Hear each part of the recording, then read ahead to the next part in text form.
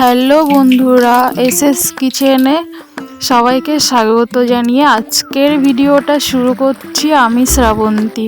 আজকে আমি আপনাদেরকে দেখাবো আলু বেগুন বাটা মাছ কী করে রান্না করে। চলুন তাহলে শুরু করি। প্রথমে কেটে রাখা দুটো বাটা মাছ নেব, তারপরে লবণ, হলুদ, তারপরে বেগুন আলু লম্বা লম্বা করে কেটে নেব, কালো জিরে, আদা, দুটো শুকনো লঙ্কা, রসুন, পেঁয়াজ, দুটো কাঁচা লঙ্কা চেরা, টমেটো, জিরে।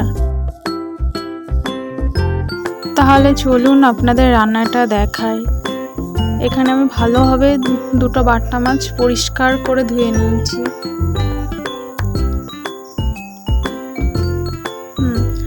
এবার বাটা মাছ দুটোর গায়ে নুন হলুদ ভালো করে মেখে নেব।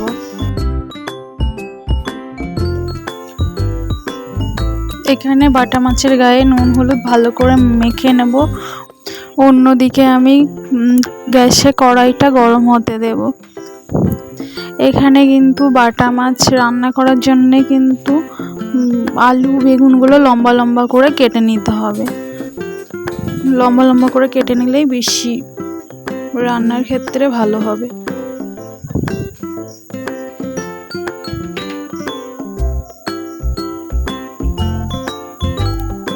কড়াই আমার গরম হয়ে গেছে, এবার সর্ষের তেল দিয়ে দেব। সর্ষের তেল দিয়ে রান্না করলে তরকারিটা একটু বেশি টেস্টি হয়। তেল গরম হয়ে গেছে, এবার মাছ দুটো আমি ভেজে নেব। মাছ দুটো একে একে তেলের মধ্যে দিয়ে দিয়েছি।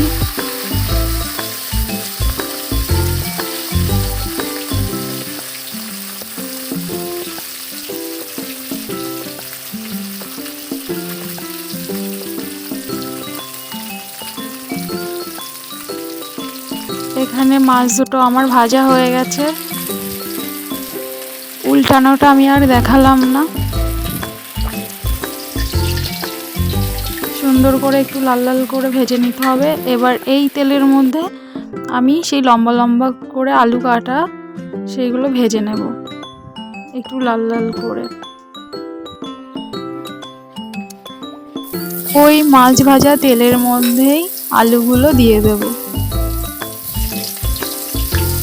একটু নুনও দেব, তাহলে ভালো হবে। আলুগুলো আমি একটু লাল লাল করেই ভেজে নেব।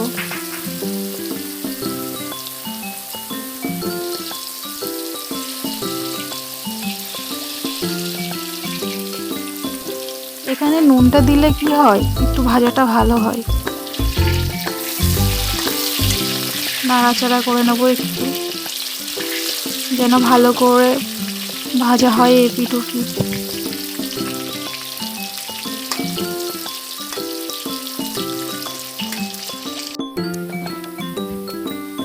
আলুগুলো আমার ভাজা হয়ে গেছে, এবার আমি এক এক করে তুলে নেব।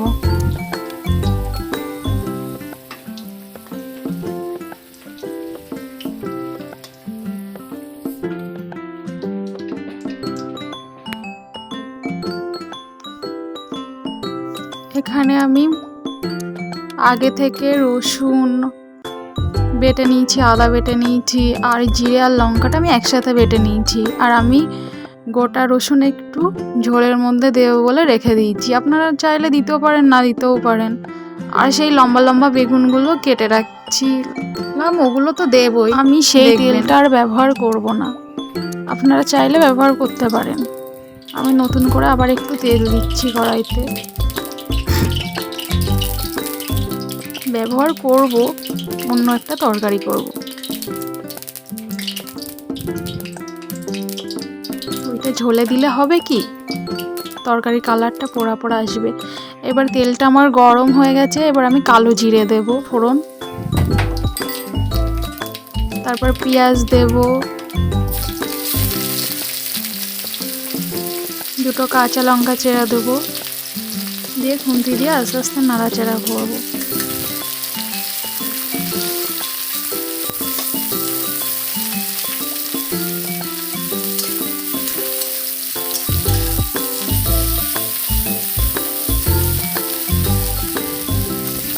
এটা আস্তে আস্তে ভাজতে হবে যেন পুড়ে না যায়। আস্তে আস্তে রান্না করলে তবেই না তরকারিটা টেস্টি হবে। এবার পেঁয়াজগুলো বাদামি রঙের হয়ে গেছে। এবার আমি রসুন বাটা দেব, আদা বাটা দেব, আর ওই যে জিরে আর লঙ্কা একসাথে বেটে রাখছিলাম না, শুকনো লঙ্কা, ওই বাটাটা দেব। দিয়ে আবার নাড়াচাড়া করব, ভালো করে মিক্সড হয় সেরকম করব।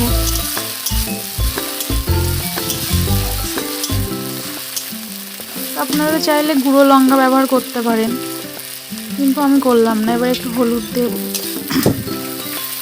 হলুদ দিয়ে ভালো করে নাড়াচাড়া করব যেন একটা ভালো গন্ধ বেরোয়। মশলা ভাজা হয়ে গেলে, কষা হয়ে গেলে একটা ভালো গন্ধ বেরোয় দেখবেন। তারপর টমেটো দেব, কাটা টমেটো।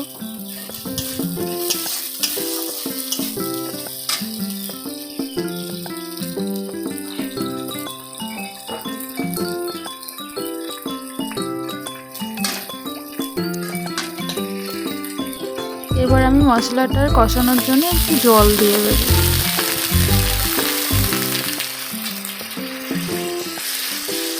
জলটা দিয়ে ভালো করে নাড়াচাড়া করে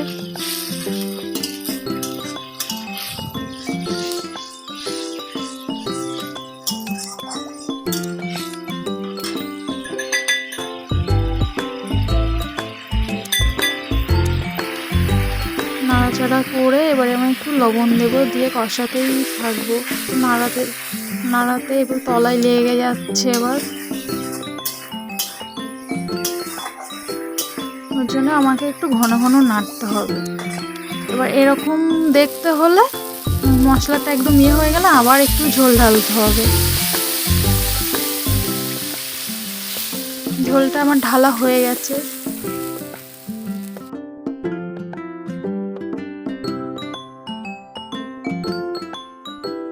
এবার ঝোলটা যখন ফুটে উঠবে এর মধ্যে এক এক করে আলু দিয়ে দেবো ঝোলের মধ্যে। আমার রান্নাটা একটু অন্যরকম হচ্ছে না, এটাই তো টেস্টি হবে খেতে। একবার ট্রাই করে দেখবেন আপনারা বাড়িতে, খুবই সুন্দর হয়েছিল। এর মধ্যে আমি ওই কেটে রাখা কাঁচা বেগুনগুলো দিয়ে দেবো। এবার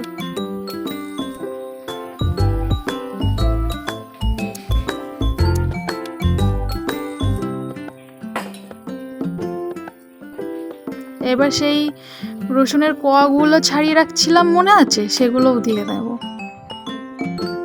এবার আমি ঢাকনা দিয়ে ঢেকে দেবো।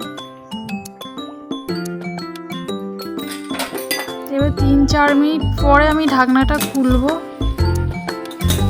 দেখুন তরকারিটা কেমন হয়েছে। এবার এর মধ্যে আমি একে একে করে মাছ দিয়ে দেবো।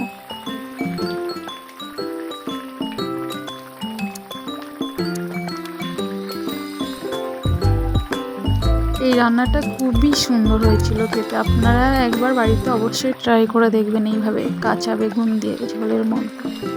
এবার দিয়ে আবার 2 মিনিটের জন্য ঢাকনা দিয়ে আমি ঢেকে রেখে দেবো।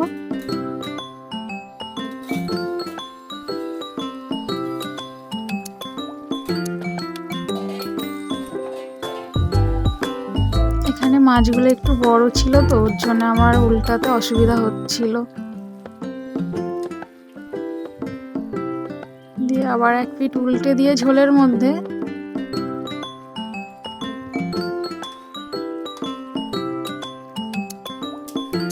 আরো 1 মিনিট ফোটাবো তরকারিটা।